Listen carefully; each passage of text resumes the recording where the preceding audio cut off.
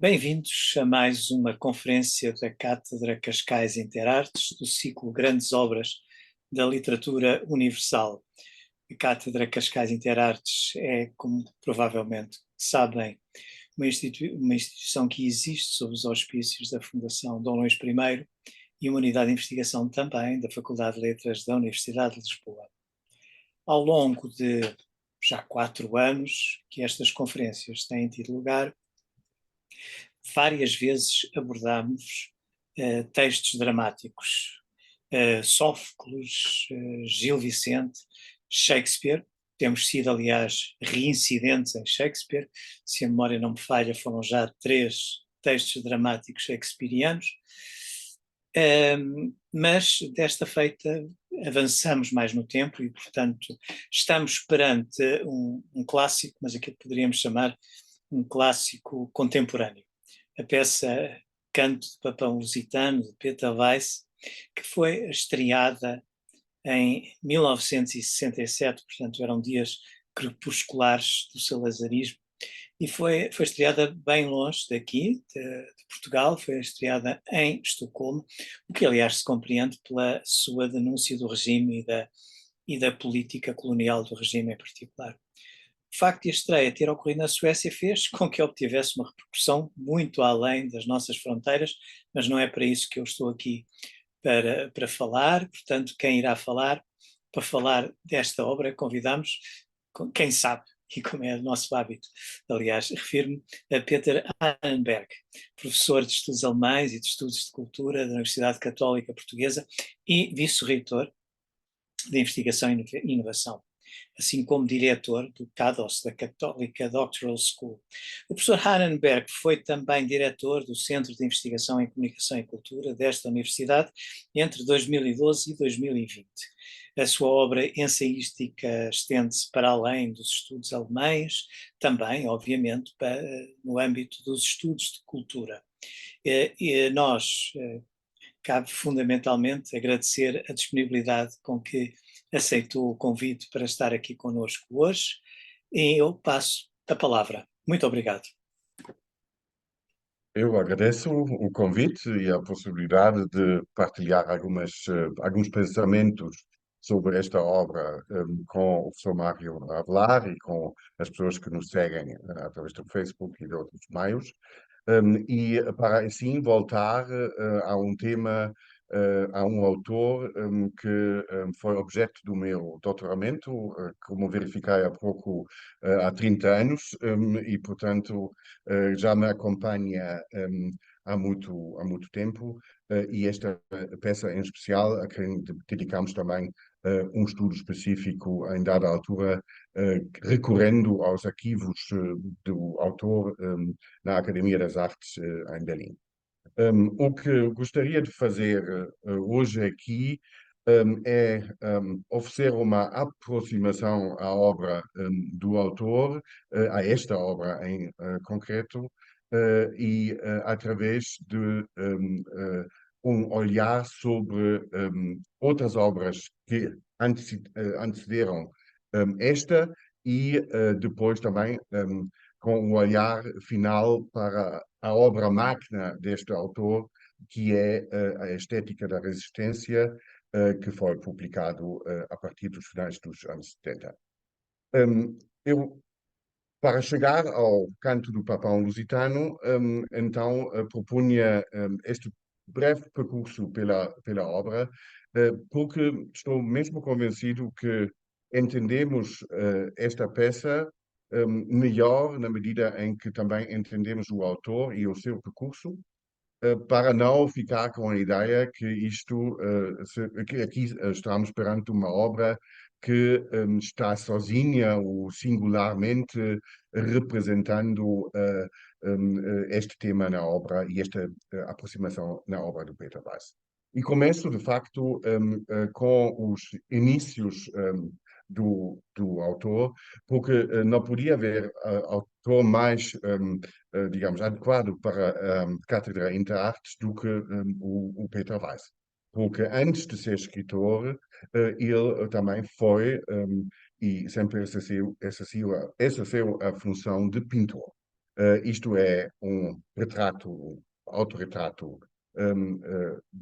da obra inicial, iniciado ainda quando ele vivia na então Tchecoslováquia e quando visitava, por exemplo, o autor Hermann Hesse na Suíça nos anos 30, e demonstrar aqui este autorretrato e esta imagem, este quadro que se chama As Máquinas Atacam os Homens, porque são duas obras que representam as preocupações centrais do Peter Weiss ao longo de toda a obra, de uma obra muito diversificada nas suas expressões. E tanto o olhar para o indivíduo, a pessoa, por isso o autorretrato, como o olhar para a sociedade e para a relação dos riscos do poder sobre as pessoas, é dessas duas grandes áreas que, de facto, a arte de Peter Weiss se situa e procura o seu caminho. Mas não foi só a pintura, mas também foi o filme. E hoje em dia o que está a recuperar mais é essa obra fílmica de Peter Weiss, uma obra fílmica muito experimental, por isso estou aqui só a demonstrar algumas screenshots destes filmes dos anos 40 também, sob estes títulos, e sempre à procura da representação da realidade, também com os desvios que esta procura naturalmente provoca. Desvios como, por exemplo, as alucinações. E tudo isto é uma aproximação no sentido, o que a arte sempre procura é a forma mais adequada, mais justa, mais apropriada de representar a realidade, o quem percebe a realidade. Outro, sempre este entendimento de formas um, uh, e pessoas e dinâmicas que estão aqui presentes nestes filmes e nestes short films, e também este aqui que tem o título em sueco, Nada Especial. Em sueco está o título porque, entretanto, o Peter Weiss tinha seguido os seus pais que se exilaram na Suécia, porque o pai era de origem judeu. Eu mostro aqui uma outra, um outro exemplo deste tempo de produção artística do Peter Weiss nos anos 40. E esta colagem de imagens que veem aqui, que circulam todos sobre a questão da percepção e da representação da realidade, estas imagens acompanharam um dos textos, o texto com o qual o Peter Weiss se tornou um escritor. E este texto, estão a ver aqui a tradução inglesa, em alemão tem o título Der Schatten des Körpers des Butchers, portanto, a sombra do corpo do cocheiro, e esta obra é a entrada de Peter Weiss no mundo literário em língua alemã. Deixou por trás as tentativas de trabalhar a pintura, deixou por trás as tentativas de trabalhar o filme, deixou por trás as tentativas de escrever em sueco e com esta obra se torna um autor de língua alemã. Vale a pena contar que esta mesma obra já foi apresentado nos finais dos anos 40 para publicação em alemão, mas não conseguiu encontrar um editor, e o editor Suhrkamp, que torna-se depois o mais importante no pós-guerra da Alemanha, até recusou, dizendo que autores como o Peter Weiss, que não partilharam a experiência dos alemães na Alemanha durante a guerra, não teriam a voz apropriada para falar da realidade com os alemães através da literatura. Mas, mais ou menos 10 anos mais tarde, no final dos anos 50, então o mesmo editor aceita esta obra E esta obra por si é exatamente uma reflexão sobre o que o Peter Weiss, como autor, estava a experimentar, que é a necessidade de encontrar formas de representar em palavras, e neste caso, vocês estão a ver as palavras em inglês, mas neste caso, no original, em alemão, palavras que permitem, de facto, uma certa exatidão na descrição e na forma de falar. E por isso, esta primeira página desta obra é famosa porque reduz-se a uma simples tentativa de descrever o que o narrador está a ver e a ouvir à volta dele. E faz um registro insignificante, sem nexo, sem nos contar uma história, mas um registro atento, e muito pormenorizado.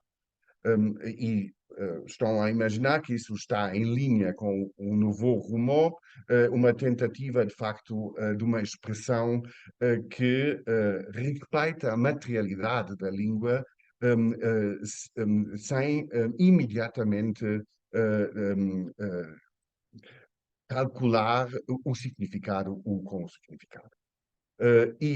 Uma das cenas mais interessantes nesse aspecto é um jantar onde o autor está, o narrador, sim, naturalmente, o narrador está à mesa com outras pessoas que habitam a mesma residência.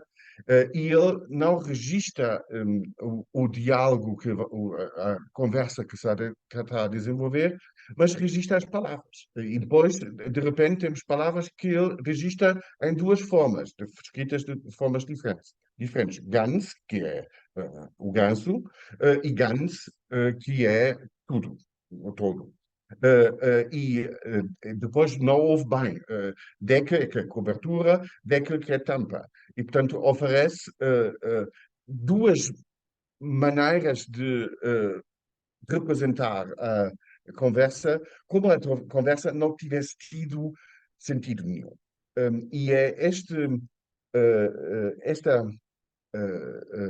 tentativa de captar o sentido, mas o sentido que está escondido e retirado na materialidade da palavra, é isso que ele, de facto, aqui demonstra de uma forma impressionante. É tudo isso uma forma de se aproximar à representação da realidade. Isto foi um êxito muito grande e viu reconhecimento por todo o público literário na Alemanha na altura, o que permitiu o autor a entrar numa nova fase da produção literária. E o curioso é que um autor que na altura já tem 40 anos, mas que só tem 40 anos, vai iniciar a carreira, ou oferecer o segundo livro ao público em língua alemã, sendo este livro uma autobiografia, um texto autobiográfico. E ele parece estar a arrumar a sua memória e a sua forma de estar na vida para depois poder explorar outras formas de representação e outras formas de lidar com a realidade. E essa Adeus aos Pais é o primeiro volume da prosa autobiográfica, que não é rigorosamente autobiográfica, mas tem muito da vida do autor. E marquei aqui em negrito as duas palavras Aufruhr und Unterwerfung, a questão que se coloca perante os pais e perante as gerações anteriores é de revolta, Aufruhr, ou de submissão. É este também uma constelação que o autor, que acompanha o autor ao longo de toda a produção literária. E logo a seguir a este volume, talvez um ano mais tarde, apresenta o segundo volume, eh, escrito de uma forma completamente diferente, de uma forma muito mais factual, enquanto o primeiro volume não tinha datas, não tinha nomes concretos, etc. Este aqui entra logo, esta é a primeira fase, dizendo que no dia 8 de novembro de 1940 chegou a Estocolmo.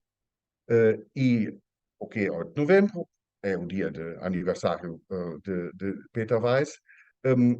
E começa aqui um registro de uma vida que deixou por trás as experiências que já mencionei em termos, que deixou por trás o exílio inicial com os pais e passa a ser uma vida de artista independente. Eu sempre li este segundo volume como sendo uma autobiografia programática. O autor escreveu a biografia que queria que pudesse ter sido a vida dele e que podia lhe ter proporcionado o que ele de facto depois vai realizar. E por isso, no fim desta obra, não é de admirar que ele se encontra em 1947 em Paris entretanto, na altura tinha 30 anos, de repente reconhece, com os contactos que teve com os artistas em Estocolmo e depois em Paris, e com as primeiras tentativas de ele ser próprio, como vimos, pintor e realizador de filmes, como ele podia, e agora passo a citar em tradução, como é que ele podia participar numa troca de pensamentos ou ideias que aconteceram a toda a volta e que não estavam ligados a nenhum país, portanto, que estavam abertos a todos os países. É quase um fim programático com que Peter Weiss, em 1963, 62, finaliza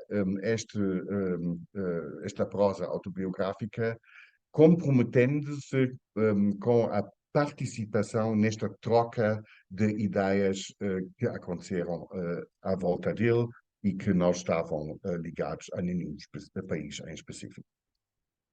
E é aqui, neste momento, que entra o Peter Weiss como autor de teatro.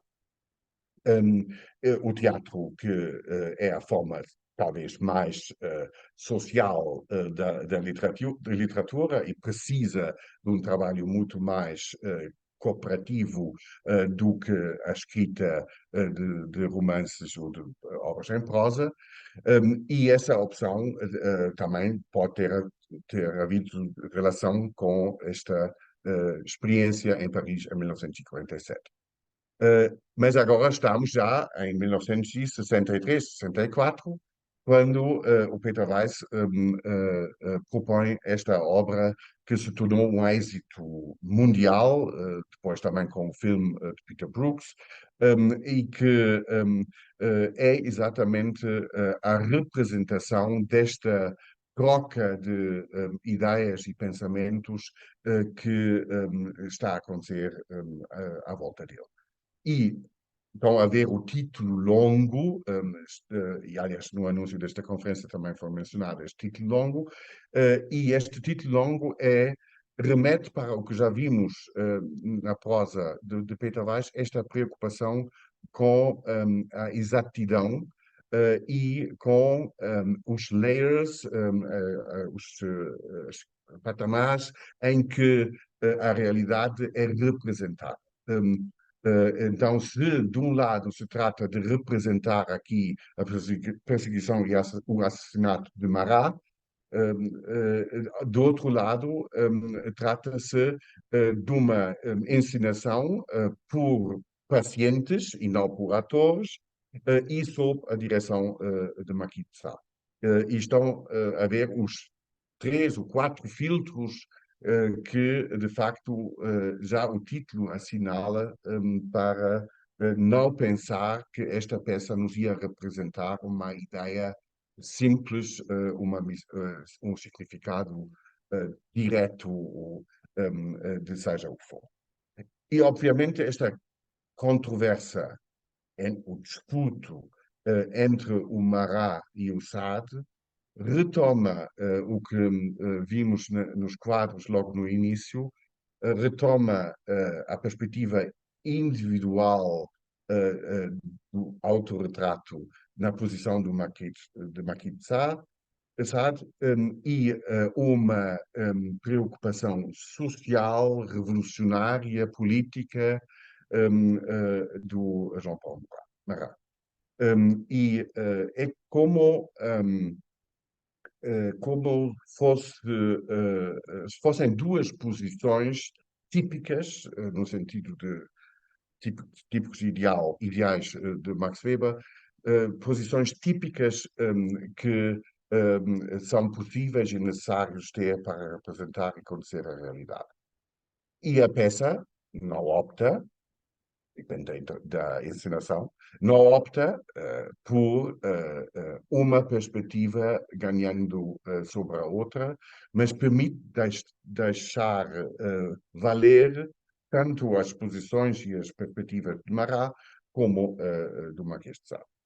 E esta é, por isso, um treino na diversidade das posições que se pode ter perante os discursos que estão a acontecer à volta do autor ou à volta das pessoas. E é exatamente esta indecisão da posição que o Weiss quis demonstrar nesta peça, ou demonstrou nesta peça, e que problematizou logo a seguir. E se tornou logo a seguir um motivo de desconforto ou um motivo de necessidade de esclarecer qual é a posição, então, que o autor, Peter Weiss, assume nestes debates que estão a acontecer à volta dele. E assim surge a fase da arte documental e com um primeiro texto, o primeiro texto que descreve em 10 pontos as posições de trabalho de um autor no mundo dividido. São famosos estas declarações, e só destaco aqui dois elementos. O contacto com größere Bevölkerungsgruppen, quer dizer, com grupos de populações, grupos maiores de população, que motivam, de facto, a obra literária e o seu interesse. E depois a declaração muito famosa que as orientações do socialismo contêm, para mim, a verdade certa. Então, num mundo dividido, e estamos a falar da época em que a Alemanha estava dividida em dois estados e todo o mundo em dois blocos, o autor entendeu tomar posição neste sentido. Uma posição que, por sua vez, e que veremos isso a seguir, será colocada em debate e em dúvidas, e deve-se dizer que no fim, no fim não se pode dizer, nos vários momentos da sua obra, o Peter Weiss era persona non grata tanto na Alemanha socialista como na Alemanha capitalista. E, portanto, mas aqui temos um momento de firmeza e de decisão, e é neste momento de firmeza e de decisão, neste momento de estar convencido que deve trabalhar em prol destas populações maiores e mais representativas, que também vai surgir o Papão Lusitano. Há um segundo documento que pertence à mesma altura, um pouco, foi escrito um pouco depois do Papão Lusitano, e que são as notas sobre o teatro documental, que eu acho até hoje um texto fundador muitíssimo interessante, interessante também por ser polémico. Mais uma vez, gostaria de realçar três pontos.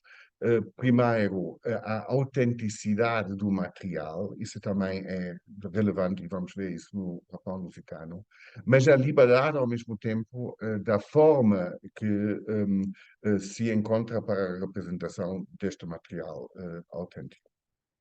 E o segundo ponto, a decisão e a vontade de assumir o teatro documental como sendo parteilos, eh, tomando partido para um lado e convidando, de facto, para a condenação.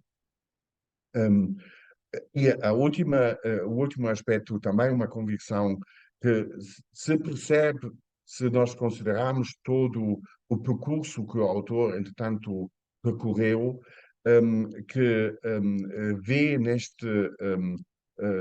nesta forma de teatro documental uma alternativa para dizer que a realidade, isto é a frase que estão a ver aqui no fim, que a realidade, mesmo parecendo obscura, ou fazendo-se obscura, essa realidade pode ser explicada em todos os seus pormenores. É uma grande convicção que podemos perceber realmente o que está a acontecer. E é essa convicção que também fala no Papão Lusitano. Agora, thank you. Ops.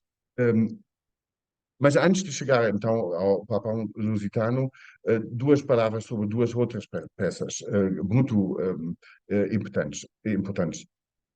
A primeira peça de teatro documental que o Peter Vaz escreveu foi A Investigação, die Ermittlung, que é uma peça baseada nos processos de Auschwitz em Frankfurt em 1965. E esta foi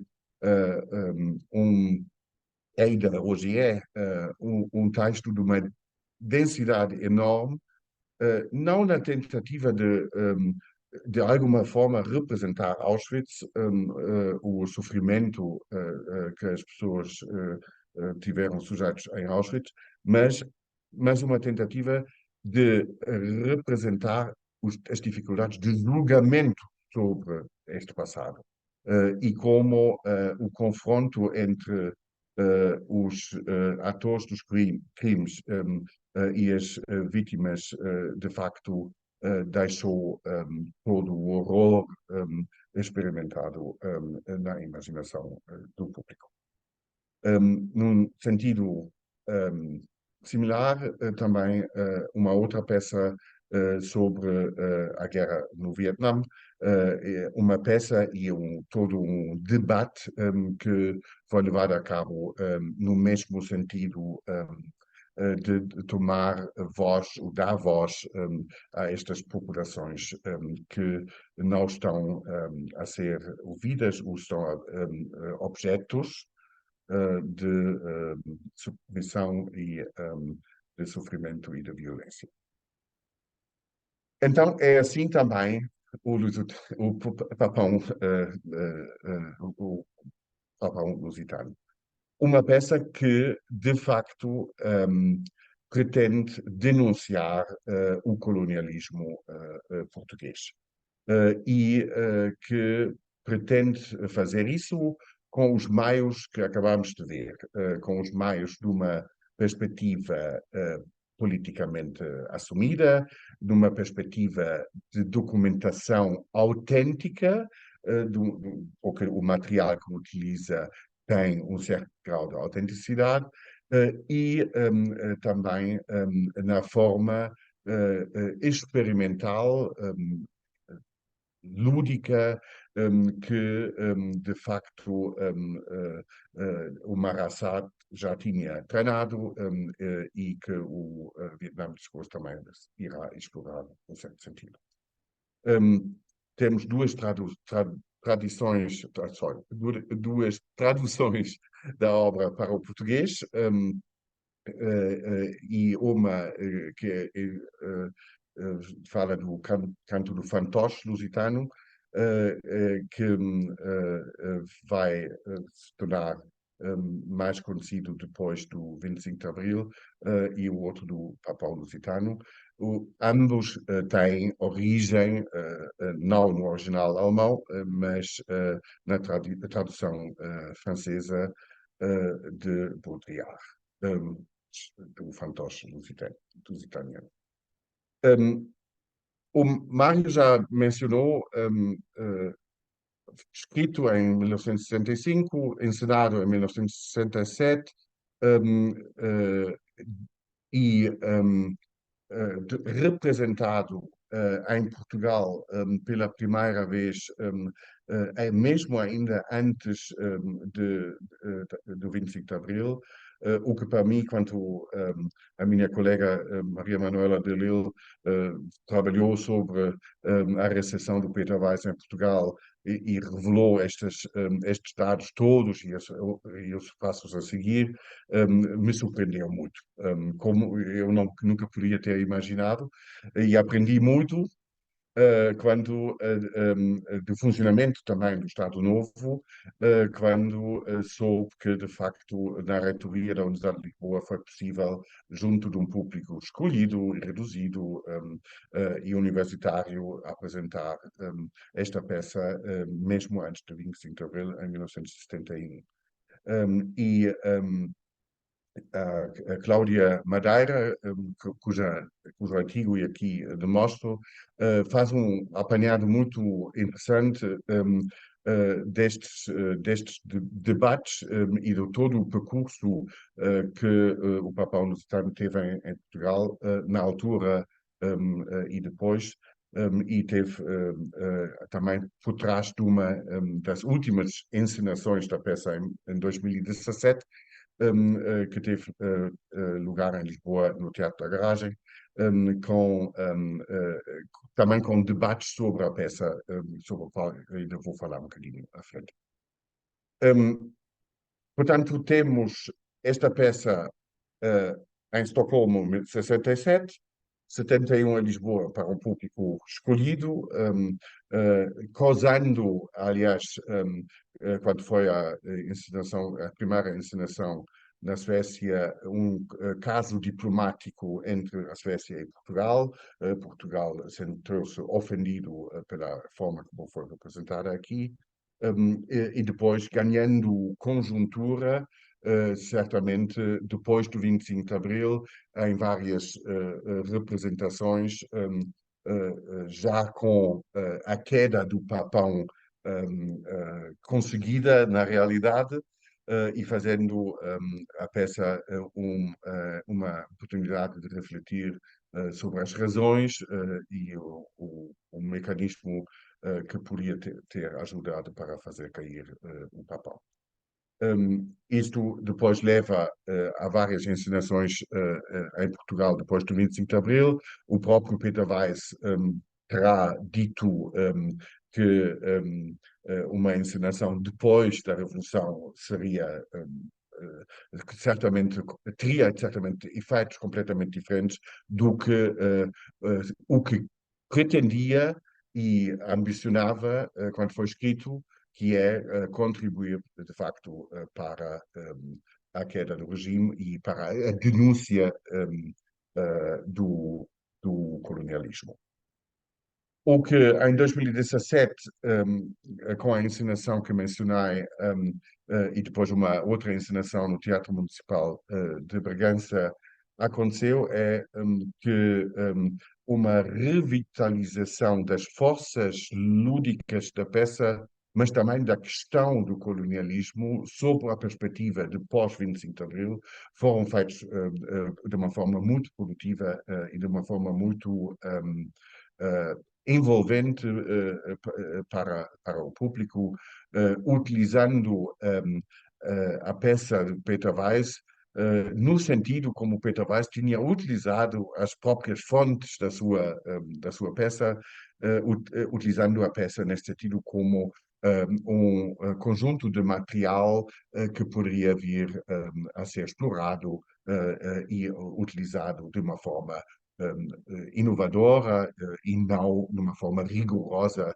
como foi no manuscrito, no texto que está impresso. Se me permitem também dizer duas ou três palavras sobre as fontes e como o Peter Weiss trabalhou concretamente as fontes. Do lado esquerdo estão a ver a tradução de artigo do jornal Die Zeit, que relata sobre presidente negro, presidente da Câmara negro em Nampula, em Moçambique, e esta informação que o Peter Weiss leu no artigo do jornal passou então mais ou menos da mesma forma para a peça, com uma alteração significativa, no meu entender, no texto da fonte, no artigo da Zeit. No fim, fala-se de uma caracterização deste presidente da Câmara como um negro de parada, com ponto de interrogação, e esta expressão claramente racista e claramente negativa, o Peter Weiss sublinhou, vimos isso no arquivo, quando leu o artigo, mas não quis transpor para a peça, porque seria, de facto, não na linha o que ele tenta dizer, porque racismo não é o que a peça quer reproduzir e não reproduz as formas de opressão de uma forma mais racional. Este é o primeiro exemplo. Um segundo exemplo é este livro, Portugal no Pelourinho, e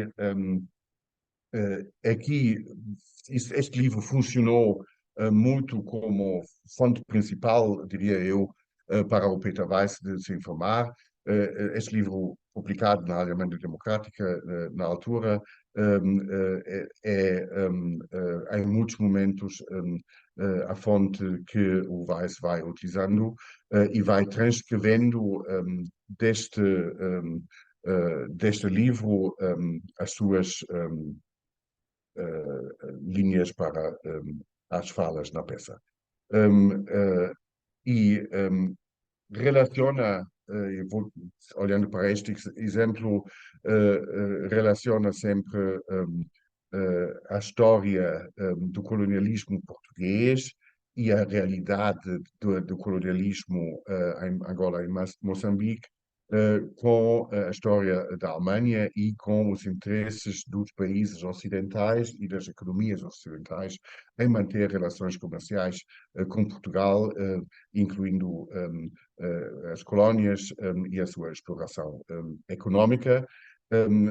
E fazendo aqui, como portanto, certamente viram, uma relação com o perdão do governo português em relação ao património alemão depois das guerras, aliás, em grande parte, e assim não tendo contribuído para fixar a economia alemã. Essas relações com a Alemanha, para um autor alemão, estão sempre também nas atenções e têm origem certamente também nas fontes que utilizou. O que caracteriza essa peça é o que eu disse também já em relação ao Barasat, no sentido de apresentar um modelo. E aqui vai radicalizar esta ideia do modelo no sentido de já não atribuir papéis concretos aos autores. Um é o papão, os outros são os explorados e os terceiros são os colonizadores, mas permitindo, na cena do teatro de Presti e de Piscator, a representação oscilante entre os atores e permitindo mudar de papéis e mudar de posições, o que exige um acompanhamento muito concentrado, identificação da voz, identificação do posicionamento da voz da parte do espectador. Só mais duas ou três duas ou três cenas características da peça. Aqui estão a ver uma cena de tortura com as palmatoadas, que foram uma forma de castigar a população de Angola e Moçambique, e que a peça representa de uma forma muito simples, mas muito intensa. E esta, este convite, vejam as minhas mãos, vejam as minhas mãos, este convite é um convite repetido, tão repetido como as próprias palmatoadas. Esta é a atitude que a peça pretende provocar junto do público. É, de facto, ver bem, ver de novo e perceber. Tenho aqui um traço mais longo, e se calhar vou só ler os primeiros momentos. O número 4 diz: na Lusitânia as coisas não podem ir melhor, o desenvolvimento econômico processa-se com base numa moeda estável. E depois muda para a voz 3. No Forte de Peniche, a água escorre pelos muros, se chove, a água chega aos artelhos. No Forte de Peniche não há janelas, deitamos-nos sobre tábuas, olhando para um teto coberto de mofo. À noite ouvimos os gritos dos que são torturados. E depois, outra vez, o 4, jamais o turismo atingirá. E este confronto direto das perspectivas dos colonizadores e dos colonizados, do sofrimento dos que estão na prisão, e a alegria do progresso e do desenvolvimento econômico do outro lado, é, se calhar, representativo para a atitude e para a mensagem e para o programa que esta peça pretende divulgar. E ganha intensidade, não só nas repetições, mas também principalmente no confronto destas vozes que de facto representam posições opostas, posições que representam o conflito na sua centralidade. E depois o próprio Papão, sempre convicto das suas posições, prevê o caos, incapaz como é de governar si própria para as colónias se não aceitam o domínio português no futuro. Esse confronto, esse conflito, estas posições opostas, com uma clara, com um claro convite para reconhecer o sofrimento causado pelo colonialismo, acabam numa visão histórica que tanto é revolucionária como tem uma dimensão trágica. O estudo da história mostra que as rebeliões nunca cessaram. Eles brandiam lanças e flechas contra as hordas inimigas fortemente armadas. Quanto à fome e à miséria os prostravam, os melhores dentre eles estavam já mortos. Foi assim que as chamadas trevas se abateram sobre esta terra. Portanto, o estudo da história mostra que houve muitas rebeliões, houve muitas um, tentativas de vencer o poder e acabar com o sofrimento. Mas também demonstram que as forças e o poder, em muitos momentos, foram maiores e trouxeram novas trevas para os países. E, por isso, e estamos já a aproximar o fim da peça, e por isso esses quadros são muito importantes, para introduzir perante uma visão histórica parcialmente trágica, apesar das rebeliões havido tanto escuridão sempre, tantas trevas sempre, a peça acaba com esta visão. Outros virão, vê-los-ais, haja muitos nas cidades, nas florestas, nas montanhas, juntando armas e planeando a libertação que está próxima. É este o promessa final, a esperança que esta peça pretende divulgar e que pretende fazer visível e entendível. Vê-los-ais é uma questão de ver bem. E se nós queremos, de facto, resumir o que esta peça nos diz, que pretendia revelar e nos diz ainda hoje, eu diria 4 pontos e 4 perguntas. O primeiro ponto é o que vimos expor, apontar, demonstrar. É isso que a peça pretende, expor o colonialismo português. Segundo ponto, revelar a realidade, a verdade, contra os fake news e contra as perspectivas distorcidas. O terceiro ponto importante é fazer isso de uma forma intensa, às vezes lúdica, às vezes trágica, às vezes poética, acompanhado, sem definição pelo autor, mas acompanhado, em muitos casos, por música, que reforça a intensidade da peça e que é a chave para a sua reencenação hoje em dia, em muitos casos. E, ao mesmo tempo, e estamos a ver este quadro final, com um cosmopolitismo, eu diria, abandonado, com uma certa perspectiva dos momentos em que o contrapoder venceu e voltou a vencer.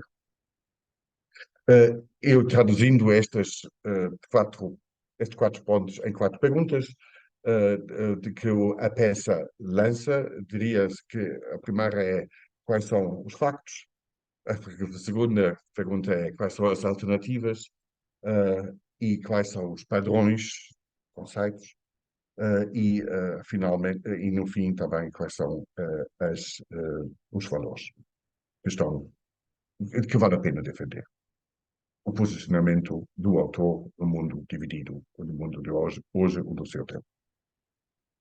E só para um momento final, porque a fala já bem longa, um olhar para a estética da resistência, porque a estética da resistência vai exatamente apanhar as 4 perguntas que eu formulei há pouco e os 4 pontos que mencionei, num sentido monumental, impressionante, de uma forma ainda a explorar em português, porque não há tradução em português, e só há uma tradução em inglês do primeiro volume, de 3 volumes que esta obra compõe, com quase 1000 páginas, de uma intensidade histórica, estética, irreflexiva, incomparável na literatura do século XX, na literatura alemã do século XX. Já houve há um ano mais ou menos, uma tentativa de trazer alguns algumas partes deste texto e algumas reflexões para o Teatro Nacional de São João, numa adaptação cênica e acrescentando outras perspectivas dos leitores da peça. Mas eu gostaria só de olhar muito brevemente para duas cenas do romance, deste romance monumental. A primeira cena que retrata o narrador deste livro, deste romance, e os seus dois amigos, estes sim, autênticos, Hans Coppi e Horst Heilmann, ambos membros de um grupo de resistência ao nacionalsocialismo em Berlim, e que foram ambos assassinados em Plötzensee em 1942, depois do seu grupo de espionagem ter sido descoberto. E o narrador vai com estes dois amigos visitar o Museu de Pérgamo em Berlim e assim começa o romance e só vou ler a primeira frase. À nossa volta, os corpos erguiam-se da pedra, amontoados em grupos, entrelaçados ou partidos em fragmentos, com um tronco, um braço apoiado, uma anca partida, um pedaço esfolado, a sugerir a sua forma, sempre nos gestos de batalha, esquivando-se, recuando, atacando, cobrindo-se, esticados, dobrados, aqui e ali apagados, mas ainda com o pé livre, um pé para a frente, um dorso torcido, o contorno de uma barriga da perna presa num único movimento comum. Uma luta gigantesca emergindo da parede cinzenta, recordando seu acabamento, afundando-se de novo no uniforme. Esta descrição de uma visita perante o altar de Pérgamo, recuperando no olhar para esta peça de arte grandiosa, tudo o que é a história humana, tudo o que é a luta gigantesca para a justiça e contra a violência. Este é o início do romance, que depois conta todas as formas de resistência e de negociar o poder através da arte e de tentar descobrir as frestas da luz nas trevas desta luta gigantesca que está a acontecer em todo lado. E acaba o mesmo romance, depois de 900 páginas, com um reencontro imaginado. Depois do fracasso da Guerra Civil de Espanha, depois do exílio do narrador, mas depois também da Segunda Guerra Mundial. E depois o narrador acaba assim. E se eu recebesse então notícias de Heilmann e Coppi, a minha mão ficaria paralisada sobre o papel. Iria ao friso, onde os filhos e as filhas da terra se ergueram contra as forças que lhes queriam tirar uma e outra vez aquilo por que tinham lutado. E Heilmann citaria Rimbaud, e Coppi declamaria o manifesto, e um lugar ficaria livre no meio de tudo, a pata do leão ficaria pendurada ali, ao alcance de todos, ou enquanto eles não se soltassem uns dos outros lá embaixo, não veriam a pata de pele do leão e ninguém se conhece viria preencher o espaço vazio. Teriam de se tornar eles próprios poderosos, como este único aperto, este movimento amplo e vibrante com o qual poderiam finalmente varrer a terrível pressão que pesava sobre eles. Este é o motivo da obra de Peter Weiss, este é o ímpeto também por trás do Papão Lusitano, é finalmente varrer a terrível pressão que pesava sobre eles. E é um projeto não alcançado, mas é um projeto que ficou para nós e que ficou para todos os leitores de Peter Weiss e os espectadores da peça do Papão Lusitano como um compromisso de facto de varrer esta terrível pressão que pesava sobre eles. E se calhar com esta frase poderia fechar aqui esta apresentação e gostaria de receber perguntas e críticas e comentários. Muito obrigado, Peter. Certamente haverá pessoas que queiram intervir, já sabem. Quem quiser intervir pode fazê-lo através, digitando, portanto, as perguntas no chat. Podem também pedir para intervir e nós, portanto, acedemos através da função da voz. Portanto, estejam à vontade. Eu gostava de começar já por uma pergunta que é a questão das encenações. Eu estava a ver, por exemplo, ali aquela a encenação, aquela imagem que tu escolheste, portanto, o Teatro Experimental de Cascais, por causa de Maha Assad. Sim, Eu sim, sim. lembro, por exemplo, de ter assistido à encenação de Maha Assad na Comuna, com outro Uhum. tipo de, digamos que de envolvimento muito, particularmente intenso, relativamente ao público. Como é que ele lidava, portanto, as indicações que existem da parte do próprio autor relativamente à encenação, são elas, enfim, dirigem claramente a questão da construção da atmosfera, deixam espaço para o encenador. Eu não tenho conhecimento de reações de Peter Weiss, não tenho conhecimento de reações de Peter Weiss sobre as encenações. Eu sei que a partir do Marasat e, por exemplo, a investigação, foram à partida sempre encenadas em vários sítios ao mesmo tempo, com visões e explorações diferentes.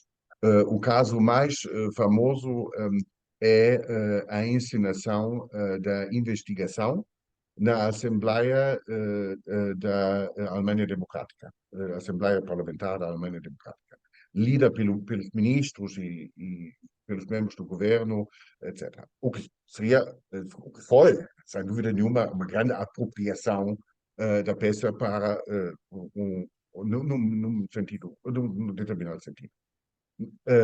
Mas acho que o Peter Weiss, tal como ele próprio tinha abertura, usou a sua liberdade para tratar das fontes de uma forma eh, partidária e de uma forma tendenciosa, se queremos dizer, aliás, uma palavra que ele assumia por ele próprio. Também acho que as construções das peças convidam para isso. Enquanto no Marasat, sempre, porque são as tais posições oposicionais mais radicais que se pode imaginar, mas isso que se encontram no debate, isso é o famoso eixo,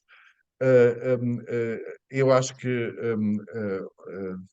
ele estava consciente que essas peças iam sempre sofrer estas várias perspectivas e aceitaria. E aceitaria certamente as reencenações do Papão Lusitano, tal como foram feitos aqui em Portugal. Porque fazê-los hoje e ser fiéis ao texto seria matar o texto. E por isso precisam de uma atualização. Eu acho que esta peça, o Papão Lusitano, são mais princípios do que conteúdos, não é? E os princípios e as preocupações, esse sim, não podem ser traídas ou negligenciadas, mas não é palavra a palavra. E já agora outra questão, e a relação com o Brecht, em termos Sem dúvida, estéticos. sem dúvida é herdeiro do Brecht, foi visto assim, o Brecht e ainda o Piscator o próprio Piscator foi encenador de uma das primeiras realizações da investigação. E é certamente, em dada altura, tido como o verdadeiro herdeiro da obra de Brecht, num segundo momento da história literária. Pois, porque de facto não é particularmente, não há de ser particularmente fácil para um dramaturgo em língua alemã aparecer depois do Brecht, não é? Portanto, a questão da construção, digamos que de um idioma próprio. Esta forma como ele vai, esta questão quase que de procura constante em termos também da própria linguagem, não é? Este percorrer vários géneros, uma escrita que é ao mesmo tempo uma escrita de busca exaustiva, até em termos teóricos, não é? Sim, este é o motor de sempre que eu vejo na obra de Weiss, e ele deixou isso tão transparente como obra. Ele fez uma peça num certo sentido para depois fazer uma peça de uma outra forma. Ele começou com a prosa, depois foi para o teatro. Começou com a pintura e depois foi para o filme. E uma permanente insatisfação, uma permanente procura e também um certo um certo desespero com a incapacidade de facto encontrar a a solução. Se não é a palavra certa, mas faz-me entender. E o que é curioso que a mulher dele, que faleceu no ano passado, fazia sempre questão de dizer que ele era uma pessoa alegre. Mas a minha leitura, não conhecia o Pedro Passos, claro. A minha leitura da obra dificultou sempre esta imagem. Mas pode haver, de facto, uma pessoa alegre com uma preocupação profunda, como foi o caso Claro, do claro, Pedro. claro, claro. Tá, é de facto, eu estava a pensar também por causa das Alemanhas divididas, e portanto, esse aspecto que tu falaste relativamente ao facto de, por exemplo, Marasat ser encenado num contexto, portanto, da RDA, portanto, Tá bem. dentro do próprio espaço parlamentar. Não, É mas isso foi a investigação, isso não foi não foi a foi uma. investigação, está Foi a bem, investigação. Isso, sim, investigação. Mas é sim. particularmente interessante porque é, no fundo, digamos que no seio da própria cultura, quase que a própria cultura a questionar-se enquanto instrumento de conflito é particularmente interessante. Yeah.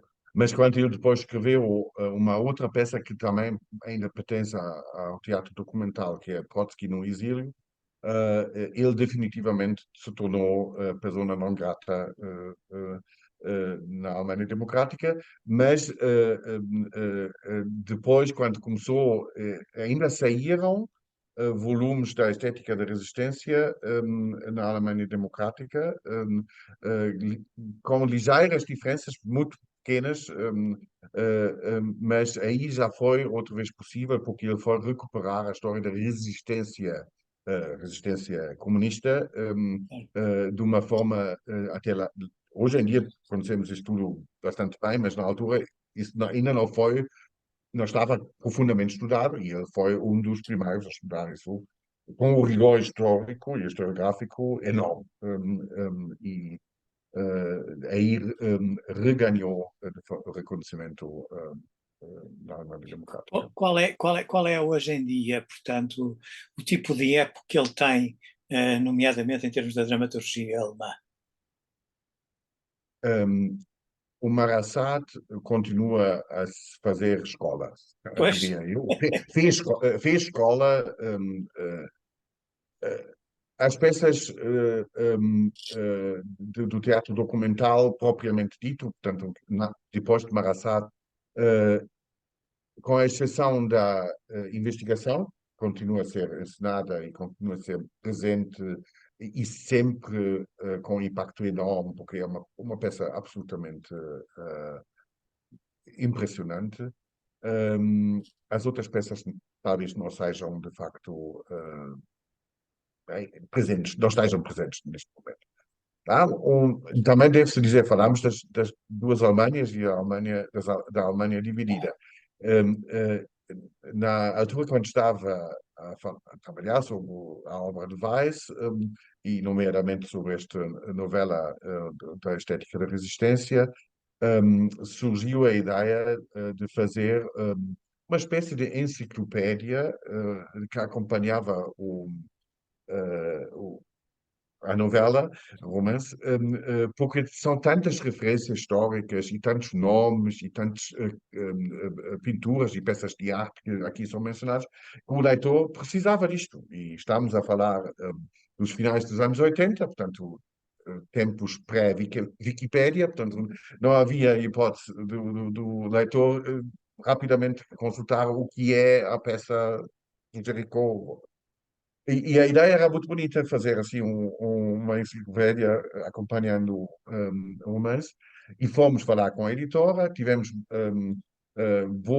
boa recepção, começámos a trabalhar, já tínhamos uma série de entradas prontas, quando caiu o muro, e quando a própria editora, que é a editora também do Brecht, disse agora nem se vende em Brecht nem Peter Weiss. E, e foi o que de facto nos primeiros anos depois da queda do muro e nos momentos em que se pensava que tínhamos chegado ao fim da história, não é? E celebrava-se a vitória do sistema capitalista, a vitória definitiva.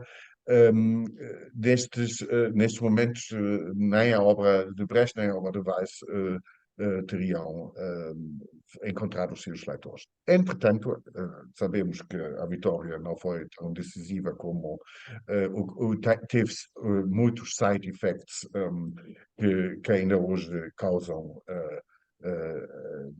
tanto sofrimento e tantos conflitos. Neste sentido, por exemplo, a tal recuperação da peça de Papão Lusitano em 2017 foi muito feliz e muito adequado. Estou mesmo convencido que se são pessoas, como neste caso foram, que sabem que não se trata aqui simplesmente de representar a peça, mas de adaptar e utilizar a peça para uma reflexão contemporânea, então acho que chegou o momento de revitalizar isso. E estou mesmo convencido que a estética da resistência ainda vai ver os seus tempos de mais disseminação um, através de traduções que, por enquanto, simplesmente pelo volume da obra, se tornaram sempre muito difíceis e pouco rentáveis. Há uma questão que, aliás, não foi desencadeada, mas foi uma feliz coincidência, porque tu falaste agora mesmo no final da questão das traduções. Em relação, especificamente em relação ao canto, há as traduções que foram encenadas, portanto, eram traduções distintas. Sim, sim, sim, sim. O que é que tu tens a dizer acerca dessa questão das traduções? Um, nós, na altura, comparámos e verificámos que ambos não foram ao original, mas foram através do francês. Ah, Uh, a peça tem no título que é 11 cantos, mas tanto a edição, as duas edições portuguesas, só tem 10. Mas ninguém deu conta, porque no original francês, quer dizer, na tradução francesa, então alguém saltou uma página, quer dizer, não saltou uma página, não introduziu o número 11, neste caso foi o número 10, e assim ficou com 10. o francês ficou com 10 e o português também ficou com 10. Isso acontece, não é, quando não se utiliza o original, o que é um bocadinho grave neste caso, quer dizer, é simples, mas é grave, porque o número 11 é o número que o Weiss utilizou desde sempre, que é o número dos cantos de Dante, não é, da Divina Comédia. Esta é a referência que para o Weiss está em todos, isso também é para a investigação, em Mitlow, é sempre 11. E trata-se sempre dessa tentativa de fazer uma alusão à obra de Dante a Divina Comédia ao paraíso e ao inferno. Mas